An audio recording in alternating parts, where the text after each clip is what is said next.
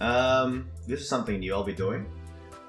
Basically, I saw that no one else was doing this type of thing I'm about to do, which is make teams for Limbus company. I've seen a lot of guides for specific comps like burn, poise, charge, etc., etc., and reviews of specific units, but I've not actually seen anyone, as of yet, make videos dedicated to specific unit teams. So here I am.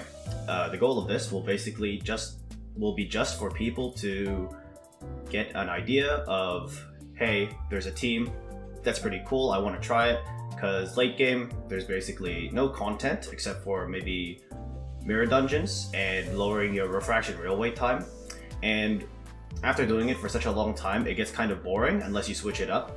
So yeah, that's the reason why I'm doing this. So I'll have two things I'm going to be doing. First, I'm going to show off a team like this one.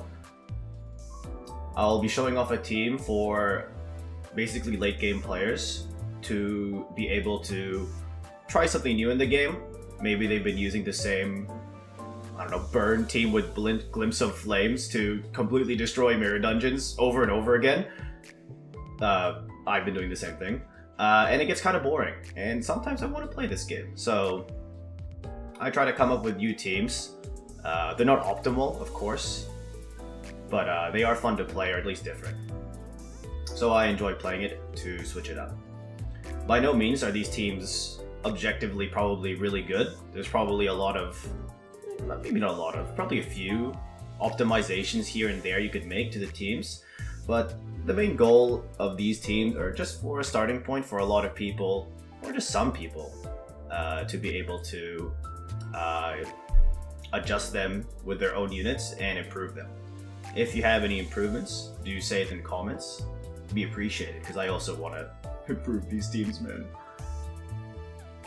Anyway, the second thing I will do is probably show off another team that is more for the newer players in the game, because they do not have all the IDs and egos like late game players. So those will be focused around more budget team compositions, assuming you don't have most units. They'll be mostly filled with, well, ideally they'll be mostly filled with double O units of a lower rarity, as well as it'll assume you have almost no egos, and all the units are currently shardable. So no Walpurgis neck units will be made mandatory, or units that cannot be sharded from the previous season as of now. I'll probably put the date in the title just so you can get a point of reference in which this was made. Anyway, let me just flip through my notes.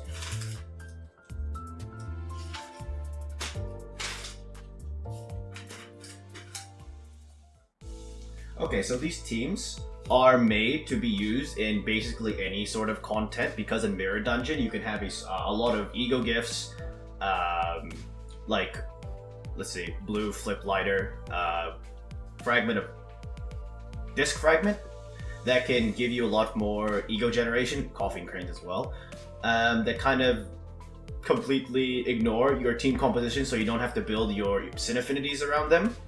And you don't have to worry about that, so you can basically run any unit and it'll work as long as you have any sort of ego generation gift. Maybe not perversion, that one doesn't work because it only works off sin affinities you currently have, but basically any other one will work. So these teams are specifically designed to work in any content. They are self-fulfilling. They don't need ego generation gifts for them to work. So that is the context behind these teams. So don't expect them to be optimized for Mirror Dungeon, because if they are, there'd be a few changes I'd make, but ideally these are used in like maybe main story if you're bored next time the next Intervallo comes out, or Refraction Railway runs, or Luxcavation manual runs. Probably also, yeah, also Mirror Dungeon. Of course, make changes as you see fit, because there are some decisions I've made in this team that go with the assumption that you do not have access to any sort of ego generation gift. Anyway, First team, this team, is a dual captain core between Captain Outis and Captain Ishmael. Basically, the issue with Outis, well, Captain Outis, and a lot of the charge units, I feel, except for maybe the newer ones, is that they take too long to ramp up compared to a lot of the other units, because they need charge to unleash their nuke skill. And yeah, that's basically it. That's almost entirely their one weakness generally.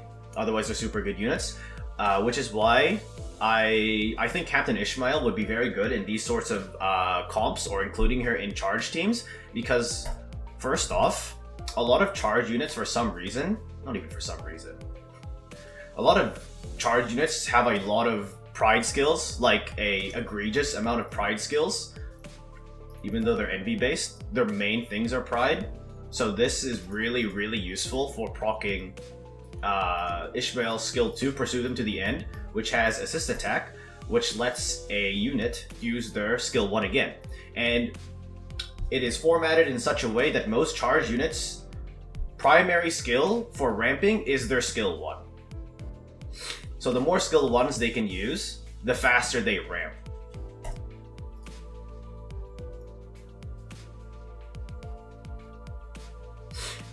The first core is Captain Outis. The second core is between, for the dual cores, Captain Ishmael and Pequod Yisang.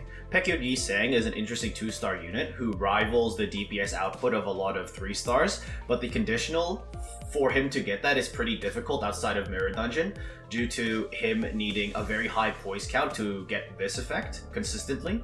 On crit, reuse this coin 3 times max, otherwise known as budget quick suppression or budget rip space. And basically the only ways you can get the skill to get enough poise count is by spamming his skill 1, which Pequod Captain Ishmael does with her skill 2. So her goal is basically to ramp everyone's thing up. 1, 2, 3, 4, 5. We'll talk about you later. But anyway, we'll want to, as much as possible, pursue them to the end. Everyone here has a pride skill that is very easily accessible. In order to pursue them to the end as frequently as possible. Sometimes you don't want to proc it because maybe the unit she is targeting for pursue them to the end, I think it's leftmost slot.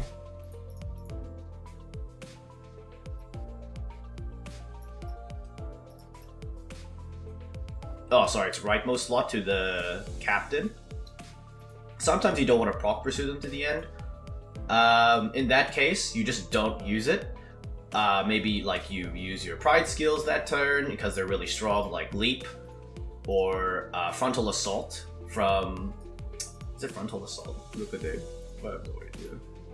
LCB Meursault skill 3. It's energy current. I'm washed. Sometimes you'll use these skills because, I don't know, maybe you want to clash or have a lot of damage that turn, and it's not worth like sacking Pursue Them to the End that turn. So sometimes, so as like a fallback, you can, I've designed this team so it is, you have very easily accessible pride skills like Pride Defense. You have Chains of Other and Meursault. Currently it doesn't fuel it, but we'll get to that later. With the 6 units it currently filled it. 1, 2, 3, 4, 5, 6. We actually have no sloth skills, but we'll talk about that later, why you can still use Chains of Others. And then for Ryoshu, you have Leap, but you also have Blind Obsession for an easily usable pride skill. Anyway, onto the support units. They are semi-important to this comp. Well, some of them are. 2 of them are pretty important. One of them is there because there is a niche use case for it. The other 2 are flex or like any picks because honestly they don't fit this, or none of their IDs really fit this comp at all. So it's pretty fine if you just use a strong generalist instead if you want to full field the whole team, but I typically don't. And I'll get into that later. I'll be saying that a lot, holy. Anyway, going into the support passives. First support passive, BL Dawn, is that whenever a unit gets a poise skill, they get poise potency with the least poise. They get up to 2 more, 2 times max. So when using, let's say, Isang is at maybe 10 poise count, which is reasonable, and only has 1 poise potency. What you can do is you can use skill 3 to immediately gain 5 poise, and now he's at 7. And if he's still at the lowest, which is kind of likely, not entirely likely, but kind of likely, he'll get another 2 poise from using his skill 2 and winning, thereby giving him 11 poise, or 12 poise, sorry, after the skill 1. 12 poise instead of, was it 8? Yeah, so that you increase your chances of getting the crit by like 20%, which is pretty big. The second one is Multi-Crack Faust. Her passive is pretty good for allowing you to ramp up even faster, because whenever you kill a unit with a charged unit, specifically charged because it prioritizes those units, you gain 3 charge count, so you don't have to worry about killing the wrong unit. Killing a unit with the wrong unit. So this will help with ramping even faster. Those two are basically the only support passive that super matter. Well, not even super matter. Mildly matter, moderately matter. The last one is a very niche use case of Sing Sinclair's passive, where the fastest ally on evade gains 1 haste, which I will get into why that is important with Full Stop, Duo, Heathcliff, and Honglu. I unfortunately did not get Honglu, so I will be using a support unit here just to show the skills. So basically, this team does not have enough Gloom skills initially in order to use 2 Ego skills consistently. Dimension Shredder, which is super good for Outis, and this one, and Blind Obsession, which is also super good because it gives poise count to your team. And pierce up damage, which is also really good for your team. It needs 3 glue, which his team currently does not really field, because if you look here, the units that I've used, pretty much Meursault and Outis, can't really fuel Gloom that fast, and I'm not fielding Faust here, so hers is irrelevant. So to fix that problem, I've decided to use Full Stop Office Duo, because once this guy uses all his bullets, which you can make him do really fast if you get lucky and he has pursue them to the end, you can make him spam his skill 1, which makes him use up a lot of his ammo. So and this does a lot of damage for a skill 1 and is a good roll too. You make him use all his bullets up, so this generates Gloom, but also you can do it twice as fast with the pursue them to the end if you're lucky. So this generates a lot of Gloom. And then you make him swap out for Full Stop Officer Honglu, who will basically have a 4 coin skill 2, which in my opinion is kind of ridiculous. A 4 coin skill 2 with good coin power. That's why Gregor eating his heart out, which you can use very, very consistently and reload consistently because he's rich. So you just get a really good unit in general with this one, if you manage to get Heathcliff out. And you gain Sloth, which lets you use... that's where we go. There's the reason why I said you could use Chains of Others, because once you get this guy in, once Heathcliff retreats, you get access to a skill 1 Sloth, which is very, very, very common. So you're now able to use Chains of Others, which needs 1 Sloth skill, super cheap. So now you have access to an on-demand Pride skill, and you don't have to wait for a skill 3. And you have access to 2 Pathos Mathos. I just butchered that pronunciation, I apologize. And you'll be wanting to use this whenever you want to pursue them to the end, but since you have a Pride skill 1, this is not needed. You'll be mostly using this in order to get this passive, which is super good. 30% damage up is kind of broken, not gonna lie. Just for free, for not getting hit, and most of the time you don't want to be getting hit in Limbus Company, so yeah, it's pretty damn good. So anyway, that's the team. Basically, the order is, let's see. Basically, here's the order of what I do it in. The order doesn't actually really matter that much. I just drew them. The only orders that really matter is Honglu and 7. I don't field anyone else specifically because once Heathcliff uses up all his bullets, he'll retreat to the backmost slot available, and then he will be basically a backup unit who will appear at the end of the match. So once someone dies, having 7 units only allows you to, when someone dies, immediately bring out a really strong unit with all their bullets back, and then you just use them as normal. You don't spam your skill 1 because you can't retreat anymore. Ideally, it's not Honglu who dies because he gets a lot of benefits with Heathcliff as well as the other way around.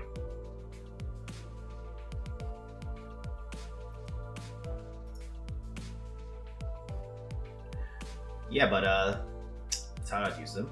Let's go back to this. But anyway, yeah, that's the team. A charged poised team focused around Captain Outis and Captain Ishmael, where Captain Ishmael accelerates the ramping of basically all the other units here. Yes, I include Heathcliff in the ramping category because he makes this guy get a 4-coin skill too. So technically he ramps. Tips for this team. You'll want Captain Ishmael to use her skill 3 on specifically staggering targets in order to grant her team more poise count. Ideally, you also have Pride Res that turn for double, but it's not really needed because this does it by itself anyway. And you can just proc it with another one of her skills. What else is there? That's basically it, actually. Seems pretty simple to run. Use Dimension Shredder as fast as possible for the passive. Use to Pathos Mathos for the passive. Use your Pride Egos in order to line up, pursue them to the end more frequently. Just that kind of stuff. Okay, let me just flip through my notes. And then the second team here is more for new players. You can ignore all the LCB IDs, those are just filler. I've used only 2 3-stars here, and this is basically kind of the same idea. Pequod Captain Ishmael helps with everyone here, not exactly in ramping, but in applying the bleed status effect this time. Still helps this guy ramp though, maybe her as well. But basically what you want to be doing is same idea, pursue them to the end, get those bleed stacks up. The main damage dealer this comp is Ring Outis with her skill 2. This one is also the main way of getting bleed count on this team. 40% chance to reuse coins. So for every negative effect on the enemy, you get plus 20%. So if they have bleed, it's 60. If they have bleed and nails, it's 80%. If they have bleed, nails, and gaze, which you get from this skill, it's a guaranteed reproc chance, so you get a 4-coin skill too, for free basically, with good bleed count. Another way to get another negative status effect is through Kuro Kumo Gregor and his skills, because he applies quite a bit of offense level down, which is counted as another negative status effect, so you can do that to help bring Outis get more DPS. And also ramp bleed potency. But this one's pretty simple. There's not much here to say. Basically just play towards your Ring Outis win con of nuking the enemy. And then once you've nuked your enemy, you play around keeping your bleed count up. You can do this by just using a defensive skill to reduce the amount of coins the enemy will use, because if you clash with them, they're going to be wasting, they're going to be using up their coins if you don't completely win the clash, or use up proc their bleed more often, which is not ideal if you want to keep the count high. So sometimes I will just use a defensive skill to keep it up instead of clashing.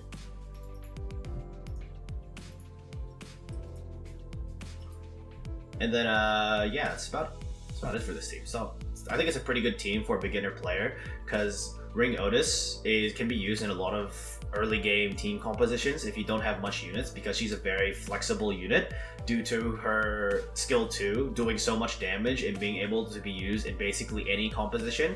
She can work in a Tremor team because Tremor is another 20%. She can work in a Burn team because another 20%. More Rupture team, 20% for like the first proc though. You get the idea. She works in a lot of things, which brings us to the ring in the room, Ring Yi Sang, but we won't speak about him because this guy sucks. I hate this guy. I don't know why he needs to be in every one of my teams, man. Get this guy out of here. Why is he so strong? Oh, man. Anyway, yeah, this is the budget team. All the other LCB sinners, they're kind of flex pick. They can be almost anything, I'm gonna be honest. But this is primarily just for newer players to maybe get an idea of what if they have maybe 2, 3 of these guys. You can probably build around, or like at least maybe copy my build or something, or like you have a goal towards initially for a relatively decent, solid team composition for like the early game. This can probably bring you up to a late game, I'm gonna be honest, if you just play well. But of course you'll have way more 3-star IDs by then, so yeah. Well, anyway, that's about it. Apologies for the rambling and the lots of ums and ahs. This is my first video on the subject. Let's see. Go through my notes. If you have any suggestions of what I should be doing in like these videos, maybe mirror dungeon suggestions or like mirror dungeon adjustments, maybe change up the format more as well, do say in the comments.